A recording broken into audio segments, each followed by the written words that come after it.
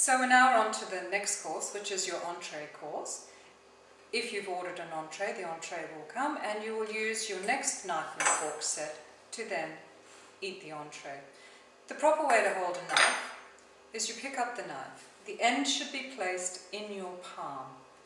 Your finger, index finger, should be placed on top and your thumb underneath should be holding it so that you have pressure. This finger is what drives the knife. The fork should be held the same way. The end of the fork is in your palm. Your finger is on top, being held by your thumb. There is none of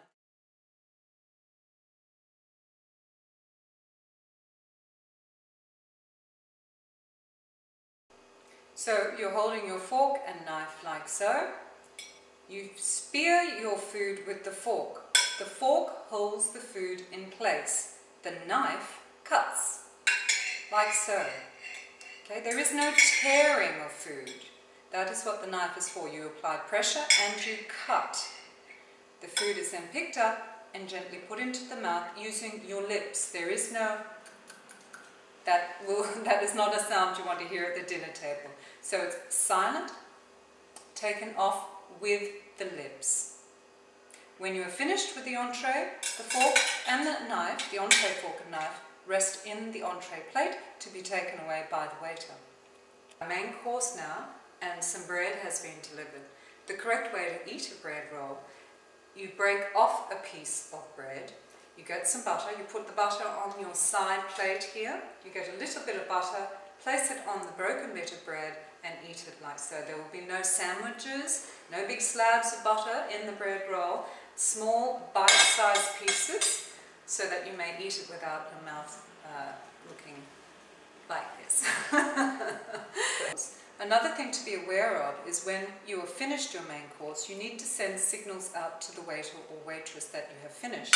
The correct way to do this in our Western society, fork and knife in the middle of the plate, as in 12 o'clock or 6 o'clock. Never sideways, always straight up and down. One thing you must remember as well is when you have commenced eating, utensils are never to touch the table again. So when you're finished, they must never be put down like that. Always back on the plate that they arrived in. Ready, because that signals the waiter or waitress, she's finished, I can take that plate.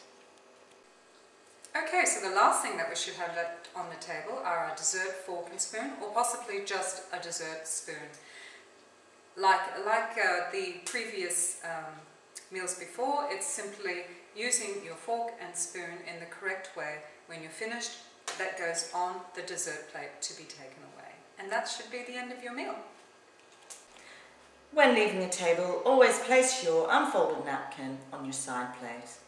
And if you have to get up, you do not need to give any explanations. Just a simple excuse me will do. No explanations about where you're going or what you need to do. Excuse me. You're excused. Last but not least, the glasses. We'll always have in front of you a water glass and possibly a red wine glass and a white wine glass, and perhaps even a champagne. The waiter will take away whichever glass you aren't using. With a champagne flute, we always hold it at the stem of the glass, never around the base, because we don't want our bubbles to go flat. Same with our white wine glass, we only ever hold it at the stem. We don't want our wine going cold, warm. And our red wine glass is always held by the stem. It can sometimes be held at the base of the rim of the glass, because this is always served at room temperature. The red wine glass is actually shaped larger than the white wine glass to enable your nose to enjoy the aroma of red wine, which is half the pleasure of drinking red wine. So as Medine said, it doesn't matter really if you warm it a little, it helps to release the aromas even more. Well, that's our basic dining etiquette module. Just to recap, we've gone through what to use at our dining table, our utensils, our glasses. How to use them. How to use them. We've also talked about basic dining etiquette. And we hope that this makes the dining situation easy for you to understand and for you not to be afraid that you're going to do the wrong thing. Remember, the enjoyment of dining out with other people is company and not worrying about what you're going to be doing the whole time. So we hope that you've enjoyed this first basic module of dining etiquette, and we hope to see you again.